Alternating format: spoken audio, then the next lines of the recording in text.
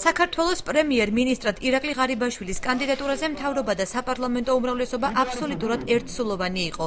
გუნდის წევრებს სასიამოვნო ემოციების გარდა არაფერი გამოუხატავთ. განაცხადა ბიძინა ივანიშვილმა ახალი პრემიერის პოსტზე წარდგენისას და აქცენტი ღარიბაშვილის პიროვნულ თვისებებსა და პროფესიონალიზმზე გააკეთა.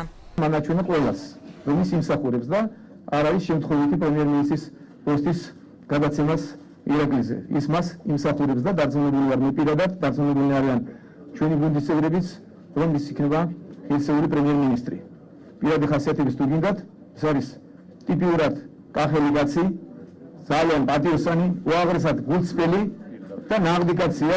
ირაკლი ღარიბაშვილმა ყოფილ პრემიერს ნდობისთვის მადლობა გადაუხადა და აღნიშნა, რომ იმ საქმეებს გააგრძელებს, რომლებიც ბიძინა ივანიშვილმა დაიწყო. ვიპირდები მოსახლეობას, ვიპირდები ქვეყანას, რომ გავაგრძელებ ბატონ ბიძინა ივანიშვილის მიერ დაწყებულ შენებლობის გზას, მის პოლიტიკას, აგუნდა დიდი მადლობა გადაუხადო მთლიან კოალიციას, საპარლამენტო უმრავლესობას გამოცხადებისა და დამტკიცებისათვის.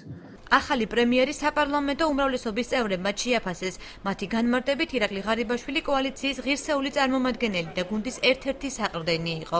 ვაიძულეთ დიქტატორი დაეთმო ხელისუფლება. ამ ბრძოლის სათავეში იდგა ირაკლი ღარიბაშვილი ბიძინა ივანიშვილთან ერთად და ზეწოლად მას იყო ყველაზე მეტად კარგად იცით სიმამრე.